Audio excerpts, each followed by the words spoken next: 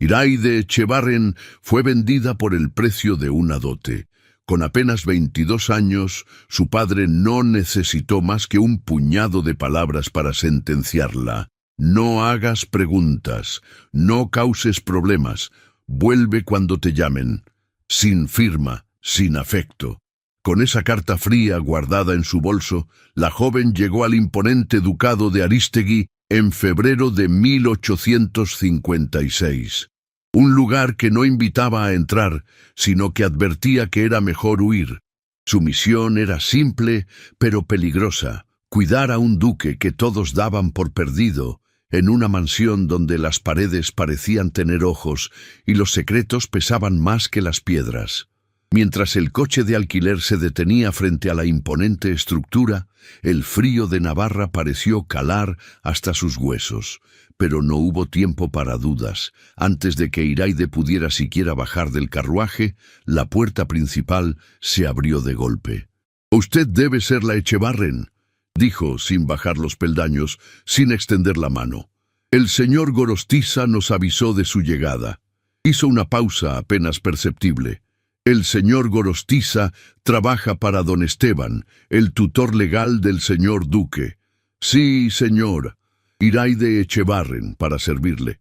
Doña Brígida Urroz, gobernanta de esta casa desde hace 18 años». Una pausa calculada. «Mis instrucciones son las que rigen. ¿Queda claro?» «Queda claro, doña Brígida». La mujer la miró de arriba abajo, con una minuciosidad que no tenía nada de bienvenida. Luego se apartó lo suficiente para dejarla pasar. El interior olía a cera, a humedad contenida y a algo más difícil de nombrar. Los criados que cruzaban el corredor bajaban los ojos al verlas pasar. No era señal de respeto, era otra cosa. «Sus obligaciones son sencillas», dijo doña Brígida sin volver la cabeza. «Acompañar al señor duque durante las horas de la mañana. Administrarle la infusión del doctor Iriarte a las 8, a las 2 y a las 9 de la noche. Informarme de cualquier alteración en su conducta y no entablar conversación con él que no sea estrictamente necesaria para sus cuidados. El señor duque no se encuentra bien, no es responsabilidad suya entenderlo, es responsabilidad suya mantenerlo tranquilo». En ese momento, Iraide lo entendió. No la querían como enfermera, la querían como carcelera. La habitación que le asignaron era pequeña, con una cama de hierro, una silla y una ventana que daba a un muro de piedra. Se sentó un momento con las manos sobre las rodillas, mirando la pared. Nayara, su hermana menor, se casaría en primavera. Pensó. Eso era lo que importaba, eso era lo que tenía que importar. A la mañana siguiente, doña Brígida la condujo hasta las habitaciones del duque. Ala norte, final de un pasillo sin ventanas.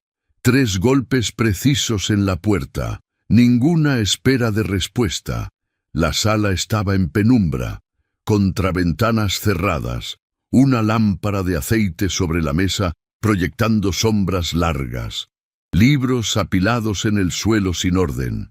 En el centro de la habitación, de pie junto a una mesa llena de sombras, estaba él. Leandro de Arístegui tenía el aspecto de un hombre olvidado por el tiempo y el aire libre, con el cabello descuidado y una camisa blanca que delataba un abandono profundo. Pero fueron sus ojos los que detuvieron a Iraide, oscuros, cortantes y fijos en ella con la mirada de quien busca la trampa antes que a la persona. «Su excelencia», dijo doña Brígida, «esta es la nueva cuidadora, Iraide Echevarren». El duque no respondió de inmediato. La recorrió de arriba a abajo con una lentitud deliberada, sin ninguna cortesía que suavizara el gesto. «Otra», dijo, una sola palabra, dicha con un cansancio que tenía filo. «Su excelencia. La familia ha considerado que...» comenzó doña Brígida. «He dicho otra». Sus ojos no se movieron de Iraide. «¿Cuántas van ya?» «4, 5». Se acercó un paso, lento, sin apartar la mirada. «¿Sabe usted lo que hacían las anteriores además de traerme la infusión?» «No, su excelencia», dijo Iraide. «Informaban. La palabra cayó limpia y sin adorno. Todo lo que yo decía, todo lo que yo hacía, todo momento en que parecía tener algún pensamiento propio, llegaba a oídos de mi tío antes del día siguiente. Otro paso, el espacio entre ellos era ya incómodo. ¿Y usted me dice que no sabe nada de eso? Le digo que mi padre acordó el servicio con el señor Gorostiza. No sé qué hay más allá de ese acuerdo. Claro que no sabe. Su voz adquirió un tono que era desprecio puro, sin esfuerzo, como algo que llevaba demasiado tiempo acumulado y encontraba por fin salida. Ninguna de las que envían sabe nada. Llegan con esa misma cara de humildad conveniente, con ese mismo tono de sirvo a usted, y no tengo más interés que su bienestar. Se detuvo a menos de un paso de ella. Y 2 semanas después, resulta que saben perfectamente para quién trabajan. Iraide no retrocedió. Sostuvo la mirada sin apartar los ojos, sin suavizar el gesto, sin añadir ninguna disculpa que él no había pedido y que no habría significado nada. Por dentro, sin embargo, algo se había apretado. No era miedo exactamente. Era esa sensación específica de ser reducida a menos de lo que una es por alguien que ni siquiera ha intentado ver quién es. La conocía. La había sentido antes en su propia casa, con su propio padre. Sabía que ceder ante ella no servía de nada. Entonces tendrá usted que observarme y comprobarlo por sí mismo, Su Excelencia, dijo sin alterar el tono. No tengo otra manera de demostrarle nada. ¿Observarla? Repitió la palabra con algo que era casi una sonrisa y no llegaba a serlo. Como si eso hubiera servido de algo alguna vez en este ducado. Se volvió de espaldas a ella con un movimiento que ponía fin a la conversación de manera más elocuente que cualquier palabra.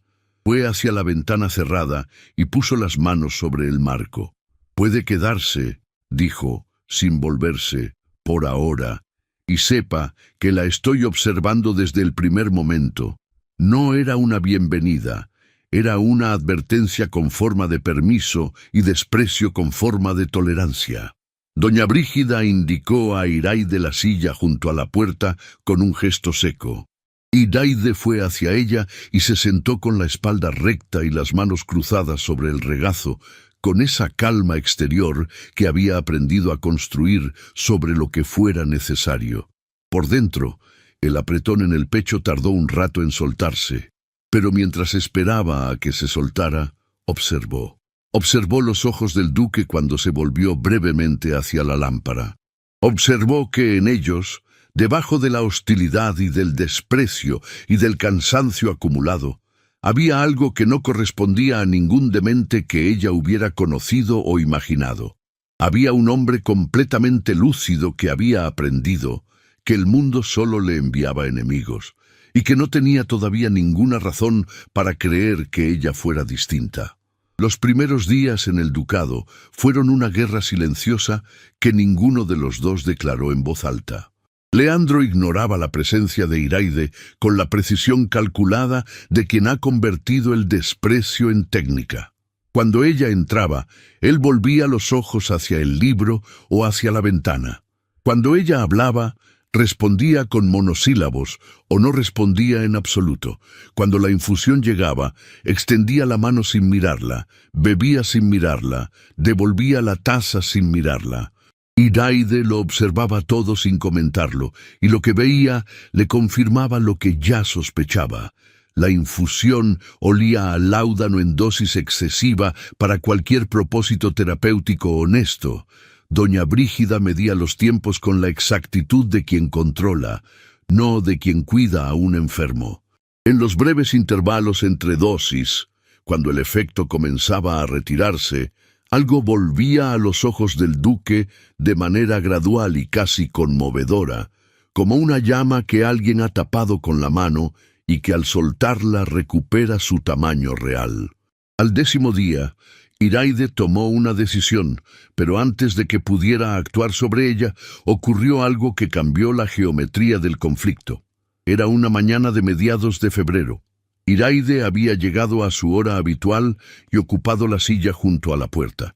El duque estaba de espaldas a ella, mirando la pared donde había un retrato que Iraide no había examinado todavía de cerca. Doña Brígida entró sin llamar, como era su costumbre, y se dirigió directamente a Iraide. «Esta tarde el señor duque recibirá al administrador de las tierras del norte», dijo. «Usted permanecerá fuera de la habitación durante esa visita, y si el señor duque se altera, me llamará a mí antes de intervenir. ¿Entendido?» «¿Qué clase de alteración espera doña Brígida?», preguntó Iraide. La gobernanta la miró con esa frialdad medida que era su expresión habitual. «La clase que suele ocurrir cuando el señor duque recibe visitas que le recuerdan asuntos que ya no son de su competencia». «¿Asuntos del ducado?». «Asuntos que administra don Esteban en su nombre y que no requieren su intervención directa». Iraide consideró eso durante un momento. «Con respeto, doña Brígida», dijo entonces con una serenidad que no pedía explicación. «Si el señor duque se altera durante una visita relacionada con sus propias tierras, quizás el problema no sea la visita, quizás sea que se le impide participar en ella». El silencio que siguió tenía una textura específica. Doña Brígida abrió la boca para responder, pero antes de que pudiera hacerlo, una voz grave la interrumpió desde el otro lado de la habitación. «Tiene razón». Ambas mujeres se volvieron. Leandro estaba de pie junto al retrato, con los brazos cruzados, mirando a Iraide con una expresión que era la primera que ella le veía sin la capa de hostilidad calculada encima. No era calidez, no era todavía confianza. Era algo más parecido a la sorpresa involuntaria de quien esperaba una cosa y recibió otra completamente distinta. «El problema no es la visita», repitió, con esa voz ronca que Iraide ya había aprendido a reconocer. «El problema es exactamente lo que acaba de decir». Doña Brígida se recompuso con la rapidez de quien lleva años manejando situaciones incómodas. «Su Excelencia, el doctor Iriarte ha recomendado que...». «El doctor Iriarte no está aquí», dijo Leandro. «Y yo sí». Hubo otro silencio. La gobernanta miró a Iraide con una expresión que era advertencia pura, sin disimulo. Luego salió de la habitación con el paso rígido de quien se retira sin ceder. Iraide permaneció donde estaba, junto a la silla, con las manos quietas a los costados. El duque la miraba, no con la evaluación cautelosa del primer día, ni con el desprecio técnico de los días siguientes, con algo diferente que todavía no tenía nombre, pero que ocupaba el espacio entre ellos de una manera que Iraide notó en la piel antes de poder nombrarlo en la mente. «¿Por qué dijo eso?», preguntó él. «Porque es lo que pienso, Su Excelencia». Las personas que trabajan en este ducado no dicen lo que piensan. «Yo no trabajo para este ducado», dijo Iraide. «Trabajo para usted». Hay una diferencia. Leandro la estudió durante un momento más. Luego descruzó los brazos y volvió hacia el sillón con un movimiento que no era retirada, sino algo más parecido a la necesidad de poner distancia física entre él y algo que lo había tomado por sorpresa. «Siéntese donde quiera», dijo, sin mirarla. No junto a la puerta. Era poco. Era casi nada, medido en gestos de confianza. Pero Iraide lo reconoció por lo que era, la primera grieta en un muro que llevaba meses sin fisuras. Movió la silla, no hacia el centro de la habitación, no de golpe. La desplazó apenas lo suficiente para que la posición dejara de ser la de una centinela y pasara a ser la de alguien que comparte un espacio. El duque no lo comentó, pero tampoco lo deshizo. Fue 3 días después cuando Iraide comenzó a vaciar parte de cada infusión en el aguamanil antes de llevársela. No toda, solo lo suficiente para que la diferencia fuera gradual, para que el cuerpo de Leandro se fuera acostumbrando despacio a tener más de sí mismo. Doña Brígida nunca revisaba las tazas con cuidado. Era un descuido pequeño. Era también el único espacio disponible. Los cambios tardaron días en aparecer, pero cuando llegaron fueron reales. Los intervalos lúcidos se extendieron. La energía volvió con una consistencia que antes no tenía, y con ella volvió también la desconfianza, porque un Leandro más lúcido era un Leandro más alerta, y un Leandro más alerta la observaba con una intensidad que tenía dos filos, uno que buscaba la trampa y otro más nuevo y más incómodo para él, que parecía buscar otra cosa sin saber todavía qué. Una tarde la encontró de pie junto al armario de medicamentos que doña Brígida guardaba en la antesala, examinando los frascos. «¿Qué está haciendo?», preguntó desde el umbral. Iraide no se sobresaltó. Se volvió hacia él con calma. «Leer las etiquetas, Su Excelencia». «¿Por qué?». «Porque me interesa saber qué le administran». Un silencio tenso. «Doña Brígida no le ha dado permiso para tocar esos frascos». «No». Iraide dejó el frasco donde estaba con cuidado. «Pero usted tampoco me ha dicho que no lo haga». Leandro entró en la antesala. Se acercó hasta la estantería y miró los frascos. Luego la miró a ella. «¿Qué encontró?», preguntó al fin, con una voz que había bajado de tono. «Lo que ya sospechaba», dijo Iraide. «La dosis es demasiado alta para ser terapéutica, y lleva meses siéndolo. ¿Y por qué debería creerle a usted?», dijo él. Pero en su voz había algo que había cambiado. Ya no era la pregunta de quien acusa, era la pregunta de quien necesita que la respuesta sea la correcta. «No tiene que creerme», dijo Iraide. «Puede pedirle al doctor Iriarte que le explique, frente a usted, la justificación médica de esta dosis. Si la explicación es satisfactoria, seguiré administrándola sin cuestionar nada. Pero si no puede dársela, Su Excelencia, entonces los dos sabremos lo que eso significa». Leandro la miró durante un momento largo. Iraide sostuvo esa mirada sin apartar los ojos, sin suavizarla, sin añadirle nada que no estuviera ya ahí. Lo que ocurrió en ese momento no fue ninguna de las cosas que los libros describían como puntos de inflexión. Fue algo más pequeño y más difícil de nombrar. El instante exacto en que una persona deja de buscar la trampa en otra y empieza, muy despacio y con mucha cautela, a considerar la posibilidad de que no la haya. Leandro apartó la vista. «Cierre la puerta de la antesala cuando salga», dijo, y volvió a sus habitaciones sin decir nada más. Iraide cerró la puerta. Se quedó un instante apoyada contra la madera fría, con el pulso más acelerado de lo que la situación objetiva justificaba. Pensó que había algo peligroso en la manera en que ese hombre la miraba cuando dejaba de ser cauteloso. Y supo, casi en el mismo momento, que ya era demasiado tarde para ese tipo de precauciones.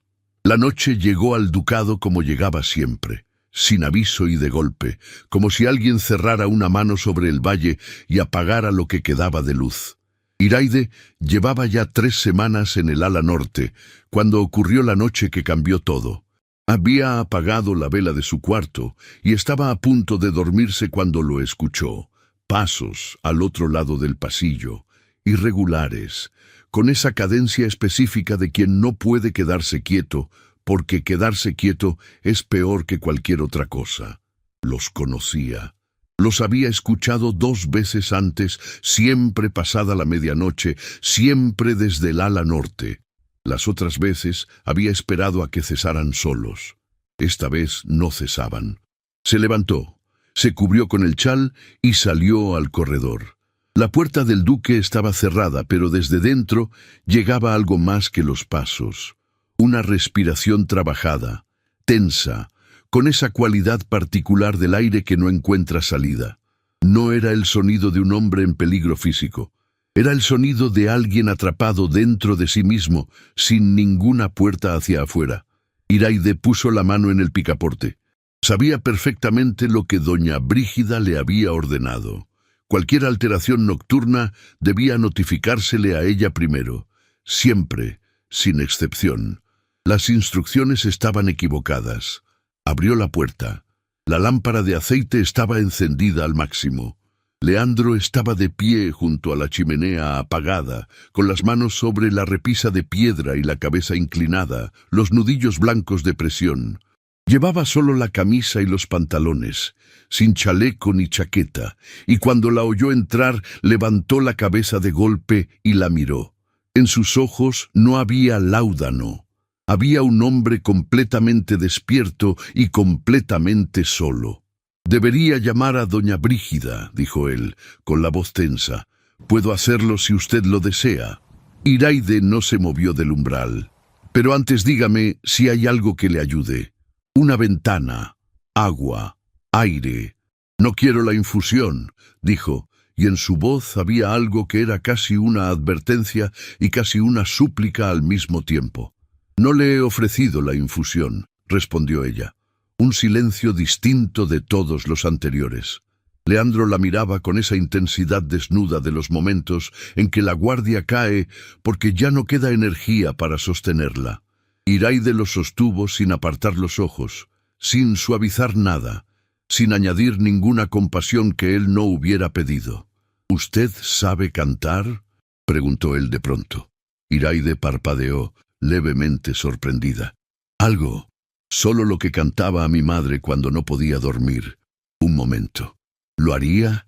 Era una petición extraña viniendo de un hombre que llevaba semanas tratándola como si fuera parte del mobiliario hostil del ducado.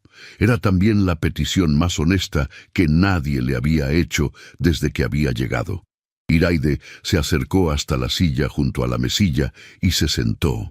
El duque seguía de pie junto a la chimenea, pero algo en su postura se había soltado apenas, como cuando una cuerda demasiado tensa cede 1 milímetro y ese milímetro cambia todo el sonido. Ella cantó en voz baja, una canción sin nombre conocido, de las que no tienen autor, porque las han cantado demasiadas manos distintas a lo largo del tiempo. Duraba poco, la repitió 2 veces. En algún momento durante la segunda repetición, Leandro se alejó de la chimenea y fue hacia el sillón. Pasó muy cerca de donde ella estaba sentada, tan cerca que Iraide sintió el calor de su cuerpo antes de que lo viera moverse, un calor seco y vivo que contrastaba con el frío de piedra de la habitación. Olía a jabón y a algo más profundo, más humano, el olor de alguien que ha pasado demasiadas horas encerrado con sus propios pensamientos. Iraide siguió cantando sin levantar la vista, pero fue consciente de ese paso, de esa proximidad, de la manera en que el aire entre ellos cambió de densidad cuando él estuvo cerca y luego se alejó. Cuando terminó, Leandro estaba en el sillón con los ojos cerrados y la respiración regular. No dormía, pero estaba en paz. Y la diferencia entre ese estado y el de 10 minutos antes era tan visible que Iraide la sintió físicamente, como cuando la presión del aire cambia antes de que llegue la calma. Se levantó en silencio y fue hacia la puerta, pero antes de salir, la voz de Leandro la detuvo en la penumbra. «Echevarren, ¿por qué lo hace?», preguntó él, con una voz quieta que ya no tenía la tensión de antes. «No le pagan por esto». «Esto no está en las instrucciones de doña Brígida. ¿Por qué?». Iraide consideró la pregunta durante un momento. «Porque nadie debería estar solo de esa manera», dijo. No añadió nada más. Salió al corredor y cerró la puerta con cuidado, casi sin ruido. Se quedó un instante apoyada contra la madera fría del pasillo. El corazón le latía más deprisa de lo que correspondía a la situación, con ese ritmo específico que no tiene que ver con el miedo, sino con algo bastante más complicado e igual de difícil de ignorar. A la mañana siguiente, Iraide llegó a las habitaciones del duque a su hora habitual. Leandro estaba sentado a la mesa con papel y pluma. Cuando ella entró, no cubrió lo que escribía. No la ignoró. La miró directamente, con esos ojos oscuros y presentes, y dijo: «Buenos días». Solo eso. 2 palabras que en cualquier otro lugar habrían sido lo más ordinario del mundo. Aquí eran otra cosa completamente.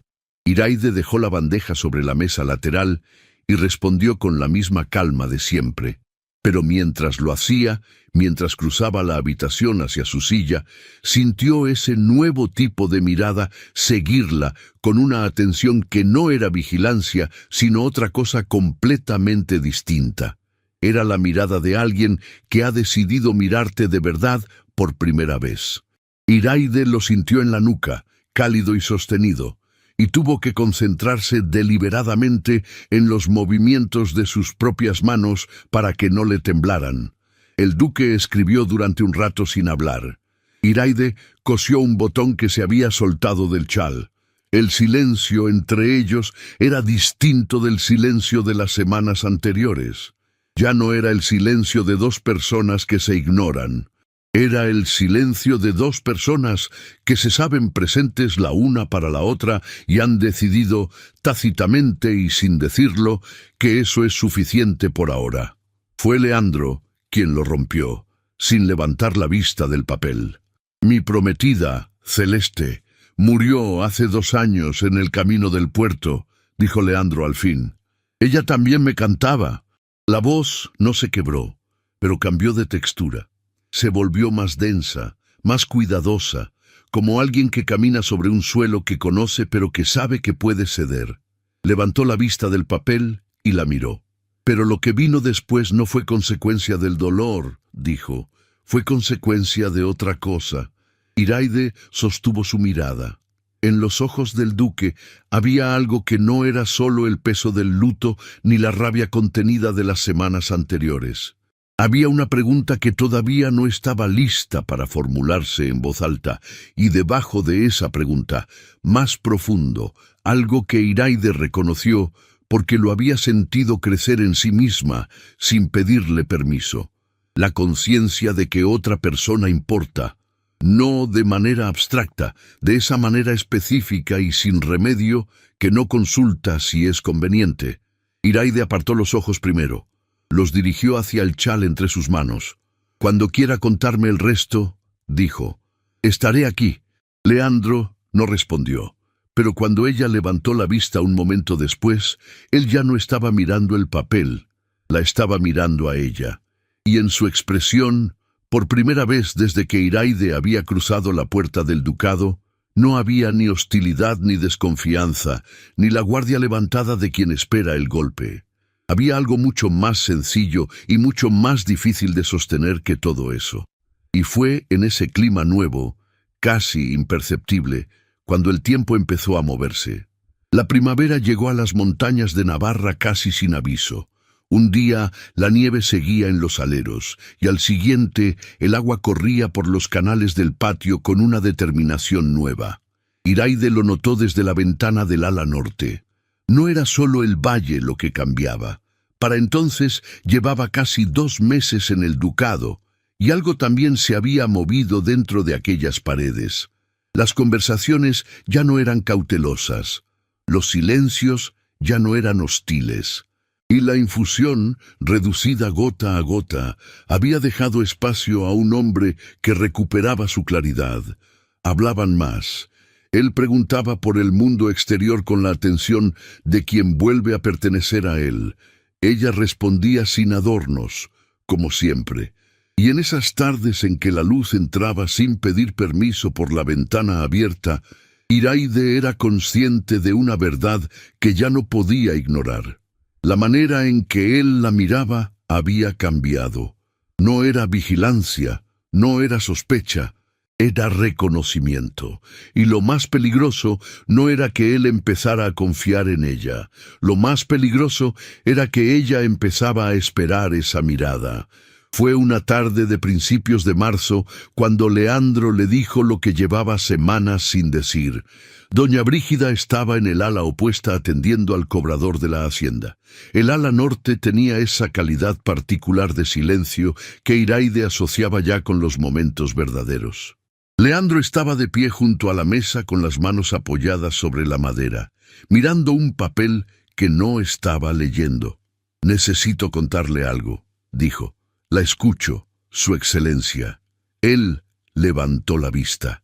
En su expresión había una determinación que Iraide había visto crecer durante semanas, abriéndose paso a través de capas de sedación y de encierro, y que ahora había llegado finalmente a la superficie con toda su claridad. Después de la muerte de Celeste, pasé meses en un estado que no era razonable. No dormía, no atendía el ducado, no era capaz de funcionar. Eso es verdad, y no lo negaré. Una pausa deliberada. Mi tío Esteban llamó al doctor Iriarte. Propuso la tutela legal como medida temporal mientras yo me recuperaba. Firmé los documentos en un momento en que no estaba en condiciones de evaluar lo que firmaba. Iraide no interrumpió. Pero la tutela no fue temporal, continuó él. El doctor Iriarte, a instancias de mi tío, me declaró legalmente incapaz de ejercer mis funciones como duque. Una declaración firmada por 2 médicos más, cuyos nombres aparecen en los documentos, pero a quienes nunca he visto en mi vida. Su voz mantenía una calma que costaba, que se sostenía sobre un esfuerzo visible. Desde entonces mi tío administra el ducado, las rentas, los contratos. Yo no tengo autoridad sobre nada. Y la infusión del doctor Iriarte se asegura de que tampoco tenga la claridad suficiente para intentar cambiarlo. El silencio que siguió tenía peso. Iraide lo dejó existir un momento. Luego, ¿tiene pruebas? Tengo documentos. Se movió hacia el armario de madera oscura contra la pared norte. Sacó una llave del bolsillo y abrió el panel inferior. Los guardo aquí desde hace meses. Mi tío cree que el encargado que los copió era leal a él. Se equivocó. Extendió sobre la mesa un fajo de papeles doblados. Iraide se acercó, los tomó con cuidado y comenzó a leer. Lo que encontró no la sorprendió en el sentido de cambiar lo que ya intuía, pero sí en el de confirmarlo con una precisión que quitaba el aliento. Declaraciones médicas con fechas que no coincidían con las visitas registradas del doctor Iriarte. Firmas de testigos repetidas en documentos distintos con grafías levemente alteradas.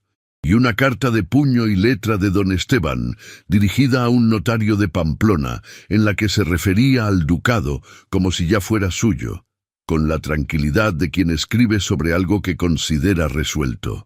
Iraide dejó el último papel sobre la mesa. Leandro la miraba, no con la urgencia de quien espera ser rescatado, con algo más contenido y más difícil, la esperanza cautelosa de quien ha aprendido a desconfiar de la esperanza, y aún así no puede evitar sentirla. ¿Qué necesita de mí?, preguntó Iraide. Él tardó un momento en responder, como si la pregunta, dicha con tanta simplicidad, lo hubiera tomado por sorpresa. Necesito que alguien más sepa la verdad, que haya un testigo que no sea yo, porque mientras la única persona que conoce estos hechos soy yo mismo, mi tío puede seguir presentándome como un demente y nadie lo cuestionará.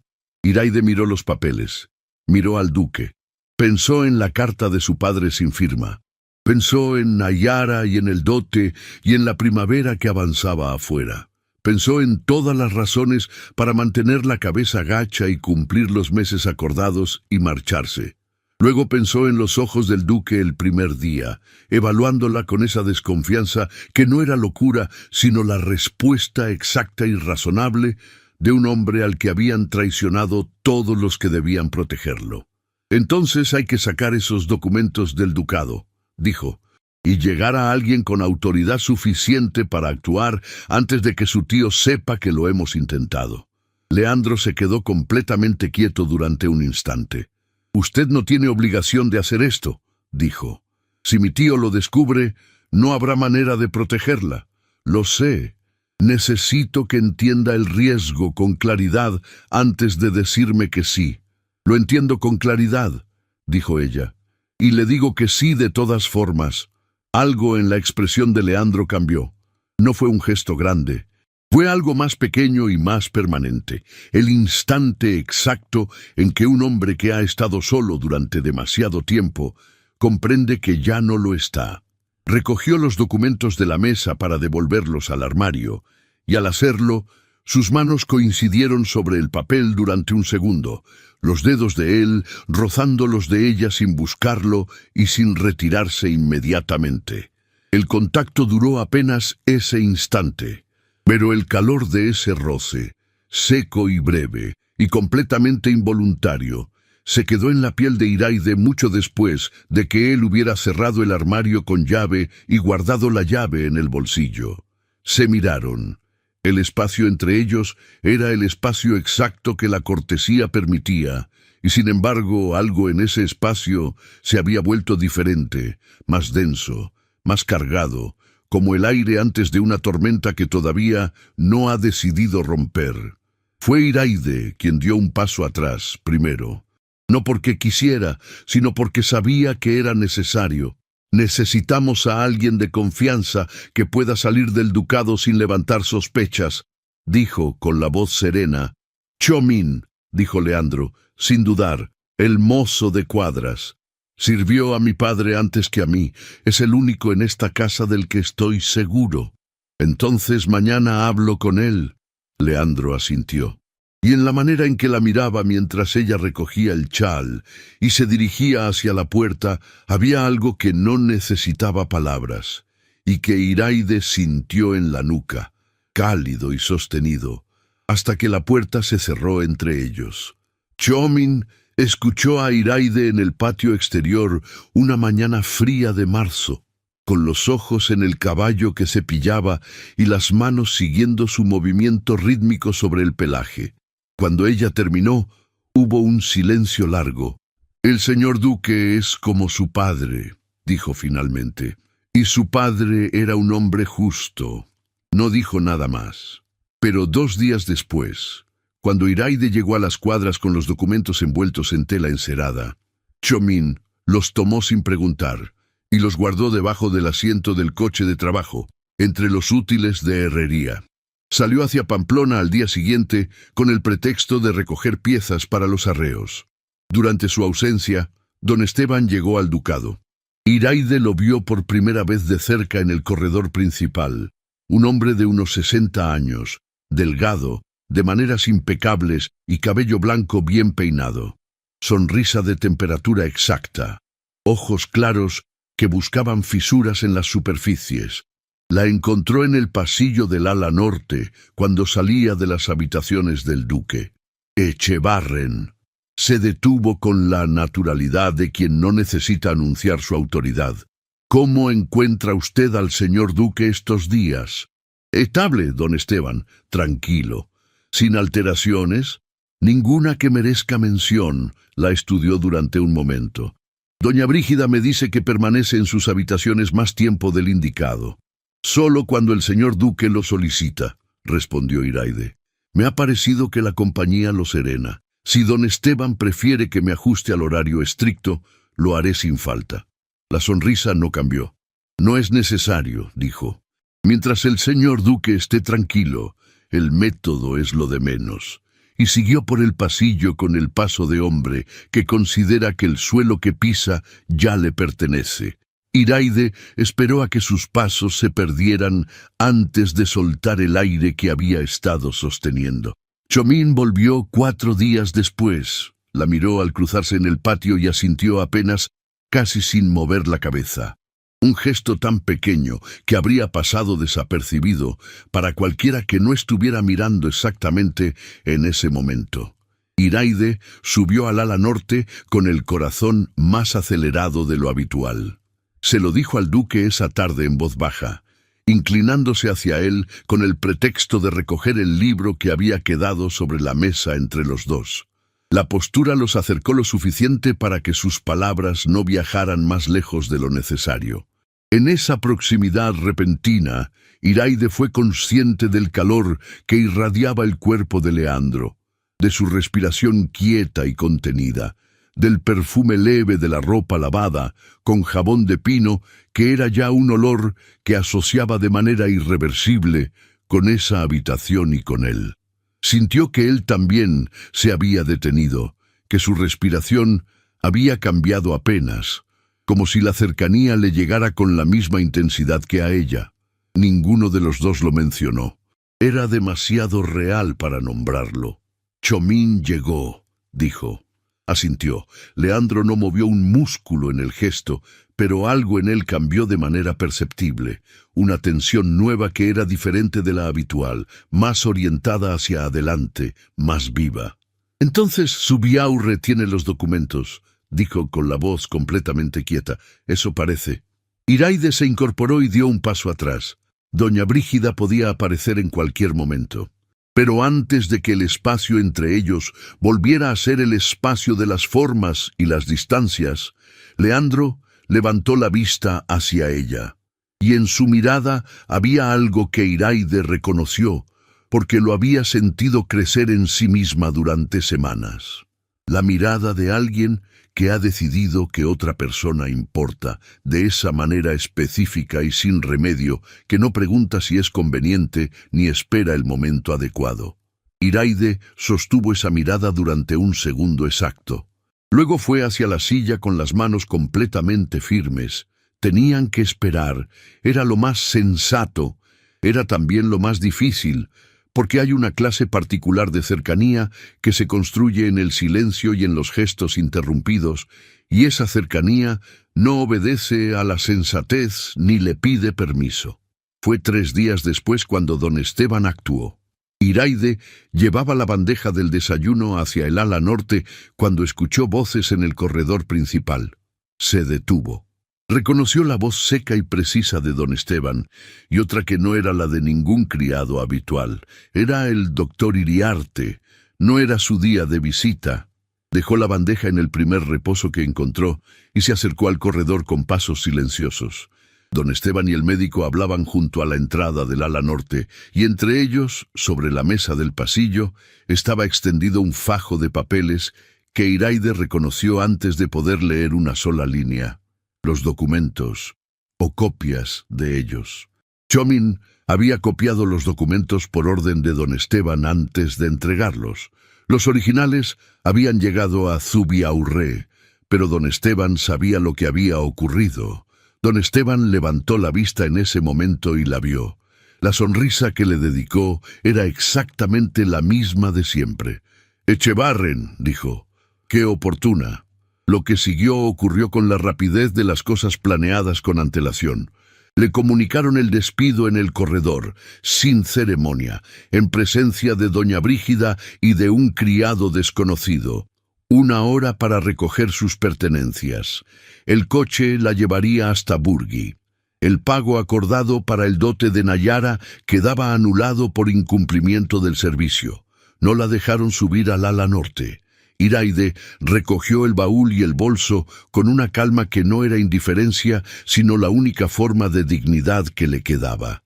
Mientras doblaba la última muda de ropa, pensó en Leandro al otro lado del ducado, sin saber todavía lo que estaba ocurriendo, y sintió algo que se parecía más a la rabia que a cualquier otra cosa. Una rabia limpia, sin adorno, que no tenía a dónde ir. Salió al patio, el coche esperaba. Antes de subir miró hacia las ventanas del ala norte. Las contraventanas estaban cerradas. El camino de bajada hacia Burgui duró 3 horas, que Iraide pasó con las manos cruzadas sobre el bolso y la vista en el paisaje sin verlo. Llegó a casa de sus padres al anochecer. Su padre la recibió en la puerta con una expresión que era mezcla de vergüenza y reproche, y le dijo, antes de que ella pudiera hablar, que don Esteban había enviado aviso y que no habría ningún pago. Nayara apareció detrás de él con los ojos enrojecidos. Iraide la miró a su padre, miró la casa pequeña y oscura, y comprendió con una precisión que dolía que había perdido todo lo que tenía que perder y que el duque estaba solo con lo que quedaba de su mundo cerrado sobre él, como un puño. Esa noche no durmió, tampoco la siguiente. Fue al 3er día cuando llegó el mensaje, cosido al forro de una alforja que trajo un arriero que pasaba por Burgui y preguntó por ella por nombre. La letra era irregular, tensa, de alguien que ha escrito con prisa. Zubiaurre recibió los documentos. Los originales llegaron antes de que Esteban pudiera detenerlos. Chomín los copió por orden de mi tío, pero los originales ya no estaban. Zubiaurre actúa, no sé cuándo, estoy bien, no venga. Las últimas dos palabras estaban subrayadas. Iraide las leyó 3 veces. Guardó el papel en el fondo del bolso junto a la imagen de la Virgen y pasó los días siguientes haciendo lo único que podía hacer: esperar. La espera tuvo la textura específica del tiempo que no avanza, sino que se acumula. Iraide ayudó en las tareas de la casa. Cosió, salió al mercado, escuchó a su padre hablar del dote de Nayara con la resignación de quien ya ha aceptado una pérdida, y no dijo nada porque no había nada útil que decir, pero pensaba en los documentos en manos de Zubiaurre, en los tribunales de Pamplona, en Leandro, en el ala norte con las contraventanas cerradas y la infusión a sus horas y nadie que redujera la dosis. Y pensaba, aunque intentaba no hacerlo demasiado, en sus manos rozándose sobre los papéis aquella tarde de marzo. En el calor de ese contacto brevísimo que no había buscado ninguno de los dos y que sin embargo había sido completamente real. Llegó un martes de mayo, cuando las montañas estaban completamente verdes. Llegó en forma de 2 hombres a caballo con documentos sellados del Tribunal Civil de Navarra, que llamaron a la puerta y preguntaron por Iraide Echevarren como testigo material en el proceso contra don Esteban Goñi de Arístegui por fraude documental, administración fraudulenta y declaración médica falsificada. Su padre la miró sin entender nada. Iraide se puso el chal y salió. Declaró durante 2 horas en la sala del Tribunal de Pamplona. Dijo lo que había visto, lo que había medido, lo que había leído en aquellos documentos extendidos sobre la mesa del duque una tarde de marzo, con el agua corriendo por los canales del patio. No exageró ni minimizó, no necesitó hacer ninguna de las dos cosas. Cuando salió a la calle, el sol de mayo caía sobre los tejados con esa generosidad tardía de la primavera que ya se acerca al verano. Iraide se quedó un momento en el umbral con los ojos cerrados, sintiendo el calor en la cara. Supo entonces que algo había terminado. La justicia, aunque lenta, había llegado al valle. Don Esteban fue escoltado fuera del ducado entre susurros de vergüenza, mientras el doctor Iriarte perdía su licencia y su nombre. Incluso doña Brígida, la mujer de hierro, tuvo que abandonar el ala norte en silencio, llevándose consigo el olor a cera y láudano que había impregnado la casa por años, y que algo más estaba a punto de comenzar. No fue hasta 3 semanas después que lo vio. Estaba en el mercado de Burgui cuando escuchó su nombre. Se giró. Leandro de Arístegui estaba al otro lado de la plaza, de pie junto a un caballo, con ropa de viaje y el cabello algo revuelto por el camino. Había algo diferente en su manera de ocupar el espacio abierto, la postura de un hombre que ha recuperado el derecho a estar donde está. Caminó hacia ella a través de la plaza con pasos regulares y directos. Se detuvieron a 2 pasos de distancia. Iraide lo miró. Él la miraba a ella con esa atención quieta que había aprendido a reconocer desde los primeros días, pero más libre ahora, sin el peso de las paredes del ducado ni la sombra del láudano. Tenía el sol de mayo en la cara y los ojos completamente presentes, y en ese momento, viéndolo así, Iraide comprendió con una claridad que no había tenido antes la diferencia entre el hombre que había conocido en febrero y el hombre que estaba frente a ella ahora. Era el mismo y era completamente distinto. Zubiaurre presentó los documentos originales ante el tribunal hace 1 mes, dijo. La tutela ha sido anulada. Mi tío ha sido arrestado. Los cargos son formales. Una pausa breve. El ducado vuelve a ser mío. Me alegra oírlo, Su Excelencia.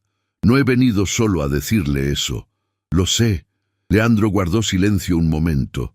Miró hacia un punto de la plaza que no era ningún objeto concreto, con esa expresión de quien está buscando las palabras adecuadas y no las encuentra del todo y decide hablar de todas formas.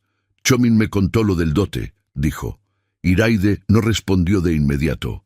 No era necesario que lo supiera. Sí lo era. En su voz había algo que no admitía discusión, pero que tampoco era reproche. Era el peso de un hombre que comprende tarde el costo que otra persona pagó en silencio. Iraide, su nombre, sin título, sin distancia. La primera semana la traté como si fuera una enemiga, la acusé sin pruebas, la hice sentir que no era nada más que otra pieza del sistema que me tenía encerrado. Una pausa que costaba, y usted se quedó de todas formas. Ya no pienso en eso. Yo no he dejado de pensar en eso desde que me contaron lo que perdió. La miró directamente, sin la guardia levantada de antes, sin ninguna capa entre lo que sentía y lo que mostraba.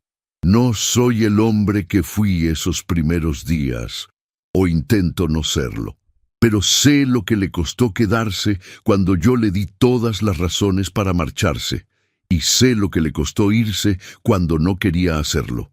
Y no puedo venir aquí a pedirle lo que vine a pedirle sin decirle primero que lo sé, que lo cargo y que lo cargaré siempre. Iraide sintió algo moverse en el centro del pecho. No fue un pensamiento. Fue algo anterior al pensamiento, más honesto. Leandro miró sus propias manos un momento, como si estuviera reuniendo algo, y luego la miró a ella. «No sé si tengo derecho a pedirle esto», dijo, y en su voz había una incertidumbre que no había estado ahí ninguna de las veces anteriores, una grieta pequeña y completamente real en esa gravedad suya de siempre. El ducado necesita a alguien que vea lo que otros no quieren ver, alguien que no tenga miedo de lo justo, aunque cueste. Una pausa. Yo necesito a esa persona, no como cuidadora, no como empleada. Extendió la mano hacia ella, con la palma hacia arriba, sin exigir, como duquesa, como la mujer con quien quiero construir algo que valga la pena, si usted todavía quiere, después de todo.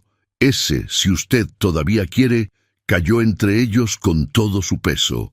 Iraide miró esa mano, y durante un instante que duró más de lo que nadie habría podido ver desde afuera, no respondió. Pensó en la carta de su padre sin firma, en los meses de invierno y el frío de los pasillos y las tazas que vaciaba en el aguamanil antes del amanecer. Pensó en la primera semana, en las palabras que él le había dicho con ese desprecio cansado que conocía de antes, de otro lugar, y en la manera en que había dolido precisamente porque ya le importaba más de lo que debería. Pensó en lo que significaba aceptar, no solo un título, no solo un hombre, sino todo lo que venía con él, la reconstrucción y el peso, y la mirada del mundo sobre una mujer que no era lo que esperaban. Pensó en si estaba segura, y comprendió que no lo estaba del todo, que había una parte de ella que todavía recordaba el frío de ese primer día y que le pedía cautela. Pero comprendió también que la cautela y el amor no siempre caben juntos en el mismo momento, y que había cosas que el cuerpo sabe antes que la mente, y que negarlas no las hace menos reales. Puso su mano sobre la de él. El calor fue inmediato. La presión de sus dedos cerrándose sobre los de ella fue gentil y firme al mismo tiempo, y ese calor le subió por el brazo y se instaló en el pecho con una calidez que era completamente física y completamente real. Habrá quien lo cuestione, dijo ella. Lo habrá. No seré la duquesa que esperaban. No. Sus dedos se apretaron levemente. Será la duquesa que el ducado necesita, que es algo completamente distinto. Iraide lo miró a los ojos y asintió. Un solo gesto, pequeño y definitivo. Leandro no esperó más. Rompió la distancia que dictaba la cortesía y la atrajo hacia él con una urgencia que no tenía nada de protocolo. Sus manos, antes vacilantes, buscaron el rostro de Iraide con una firmeza cálida, acunando sus mejillas mientras se inclinaba hacia ella. Fue un beso que no pidió permiso, cargado de todo el tiempo perdido y de la gratitud de un hombre que había vuelto a la vida gracias a ella. Iraide respondió con la misma intensidad, rodeando su cuello, sintiendo el roce de su barba de viaje contra su piel y el calor de su cuerpo, envolviéndola bajo el sol de mayo. En mitad de esa plaza, rodeados de gente que ya no importaba, el mundo se redujo al contacto de sus labios y a la certeza de que, por fin, estaban a salvo. Al separarse apenas unos milímetros, en la cara de Leandro apareció esa sonrisa real que ella no le había visto antes, completa, sin ninguna reserva detrás. La sonrisa de un hombre que ha vuelto desde un lugar muy oscuro y que acaba de comprender que el camino de regreso terminó aquí, en esta plaza, con esta mujer, con el sol de mayo y las manos entrelazadas. Se casaron en otoño, en la capilla del ducado, con el valle ya dorado y el aire con ese olor limpio y frío que anuncia el invierno sin ser todavía amenaza. La ceremonia fue pequeña, sin la pompa que otros habrían exigido para una unión de ese título. Leandro lo quiso así, Iraide también. Lo que siguió no fue un cuento, fue una vida construida con paciencia, con decisiones difíciles, con el peso real de lo que habían sobrevivido. El primer año fue de ordenar lo que don Esteban había dejado torcido: rentas, contratos, nombres, silencios. Pero la casa cambió antes que los papeles. Las contraventanas del ala norte se abrieron. La fuente del patio volvió a correr. Y quien cruzaba la puerta ya no sentía una advertencia, sino un lugar que respiraba. Ese mismo otoño, Nayara se casó. El dote llegó completo, honrado por Leandro antes de que nadie se lo pidiera. Iraide lo supo por carta y no dijo nada. Solo le apretó la mano en la oscuridad con una fuerza que lo decía todo. Después llegaron los hijos. Primero Andoni, en pleno invierno, con los ojos oscuros de su padre y una voz demasiado grande para su tamaño. Luego Miren, pequeña y atenta, con la costumbre de mirar el mundo como si lo entendiera antes de hablar. Leandro reía diciendo que era igual que su madre, y Iraide no lo negaba. Chomín siguió en las cuadras. Nadie volvió a hablar de las copias ni de los riesgos. Había lealtades que se medían por lo que se hacía cuando nadie miraba, y eso era suficiente. Y en las noches frías, cuando el viento bajaba de las cumbres y el ducado se recogía sobre sí mismo, Leandro a veces le pedía que cantara, no porque tuviera miedo, sino porque, después de todo, había aprendido que la voz humana puede salvar a alguien, incluso cuando ya no queda nada más. Iraide cantaba, y en el silencio que seguía, tranquilo y entero, estaba la respuesta a todo, que la bondad ejercida sin precio transforma los lugares donde se queda, y que el amor, cuando es real, no llega por decreto ni por herencia. Llega despacio, como la vida que vuelve, hasta que ya no se puede imaginar el mundo sin él. Querido oyente, si esta historia tocó tu corazón, no olvides suscribirte y regalarnos un me gusta. Tu comentario es un apoyo fundamental para que este canal crezca y nuestras historias puedan alcanzar a grandes audiencias en todo el mundo. Contamos contigo para seguir narrando estos relatos. Y como hoy nuestra historia nos llevó por los bellos paisajes de Navarra, me encantaría saber desde qué rincón del mundo nos acompañas. Deja el nombre de tu ciudad o país en los comentarios para enviarte un saludo muy especial. Gracias por ser parte de nuestra comunidad y nos vemos en el siguiente relato.